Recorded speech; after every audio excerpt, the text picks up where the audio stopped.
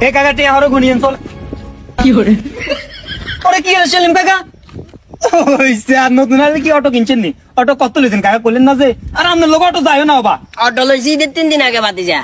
হঠাৎ করে অটো বুঝলাম না কাকা আপনি লইবেন প্রাইভেট কার অটো লইবের কারণ আছে তো বাতিজা আর ছেলে কয়জন ছেলে 7 জন মেয়ে কয়জন মেয়ে 5 জন কয়জন হইছে 11 জন হইছে? 12 জন 12 জন হইছে না? হ্যাঁ। এবার আইও আমার যে সম্বন্ধী যারা ওরে বাবা মানে তোমরা শাসিমার ভাই কয়জন পড়া 9 জন মনে হয় মানে সবকিছু মিলাই আমি হিসাব করছি আরে আজ যে পরিমাণ আত্মীয় স্বজন হ্যাঁ। ঈদে যে পরিমাণ গাড়ি ভাড়া আর খরচ হয় গতবার হিসাবে একটা মিলেছি ওই কত মনে হয় 19,000 কত টাকা খালি গাড়ির ড্রাইভারে রেখে দিছি খালি এরকম বিগুনে আত্মীয় স্বজন বাড়ি যাইতে যাইতে যাইতে ওরে বাবা এই বছর ইলে বলে চিন্তা করছি যে আত্মীয় স্বজনের বাইক যাইতে যাইতে এই যে টমটমালারে টেয়া নদী রিক্সাওয়ালা সিএনজিওয়ালারে টেয়া নদী 19-20,000 টাকা যেগুন ড্রাইভারের পিছনে খরচ করবো সেগুনের লগে আর কিছু টেয়া দি সিস্টেম করে টমটমিয়ে সাইকেল আনলে যাইছে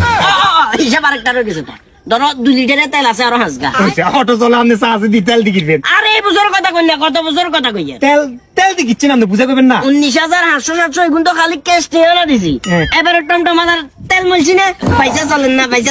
যাইতে রাজি না এগুন না বাবা এক গিয়া কার কম দিন নেবেন কার কার বলতে কার ন দেখি এবারে মোটামুটি কিছু টাকা সাশ্রয় হয়ে গেছে না হ্যাঁ। 19,000 টাকা এখন তো আমি মানুষের পিছনে দিয়ে দিতাম হুম। এখন একটা টমটমের মালিক হয়ে গেছি হেরে হেরে হ্যাঁ। এবার ধরো এটা দিবা মারতে মারতে কিছু